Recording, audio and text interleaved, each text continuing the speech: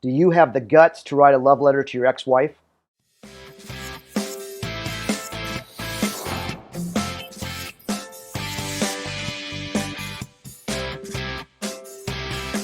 Hi, I am Andrew Chase, and I have a master's in spiritual psychology and have written a book on conscious uncoupling for parents. I've just created a video series for fathers that are looking to create or build on a better relationship with their former wife for the benefit of their child or children. This is episode 4 of that series, Divorce, the Beginning of a Beautiful Friendship, Becoming the Ex-Husband You Were Meant to Be. One of the points I mentioned earlier was encouraging you to consider letting go of your ego, and in place of it, focusing on the loving aspects of your wife.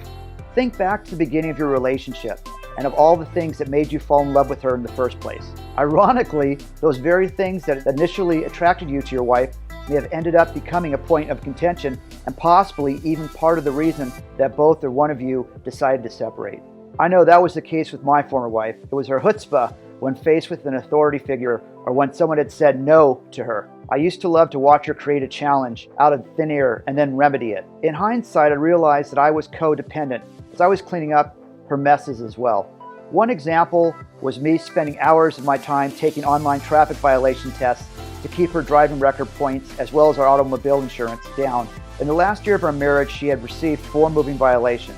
What was once cute and funny at age 25 turned into resentment for me in the following decade as I was exhausted from being made to fix whatever she had broken. I shouldn't have been surprised, as one of the main reasons she fell in love with me was my ability to handle major drama in a very rational and calm way, which was the exact opposite of how her father dealt with those scenarios. And to my initial point, it was my seemingly detached nature in the midst of all this created theater that had been driving her away from me in the same time frame. From my example, you can see that regardless of where your relationship is at now, there was a time when you and your wife were the only 2 people in the universe in each other's eyes. So instead of continuing to move away from that reality as you begin your divorce, circle back to those loving memories and see your wife with old new eyes.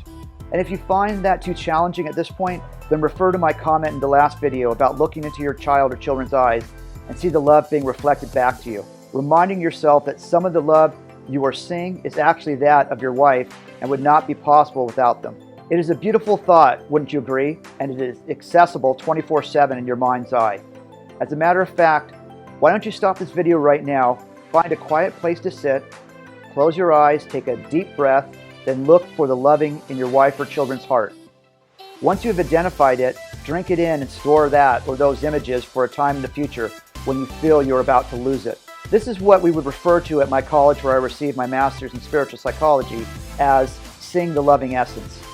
Some people have gone so far as to find pictures of their former spouses with themselves or with their children, or even on their own where they can see that essence and put that picture or pictures on their walls or desks, etc. So it is always at their fingertips. If you can't imagine doing that right now, then I will challenge you to do exactly that.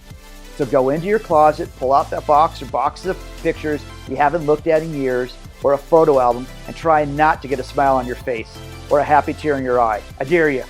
And I dare you, I double dare you. As a matter of fact, in my children's room, I have pictures of their mother with them. When my daughter was much younger, and her 2 brothers were with me 50% of the time, and having the pictures of her mother were so important to her to keep her from feeling lost on an island in a sea of testosterone. I fully understand that the way I act in regard to her mother will set up the trajectory for the type of man that she will want to spend her life with. To that end, I won't be one who speaks or insinuates negatively in any way about her mother. Instead of trying to erase my memories or mementos of the time we spent together, we will celebrate and talk about the fun times we had, both together and as a family. I've spoken mostly about the loving so far, and that is on purpose.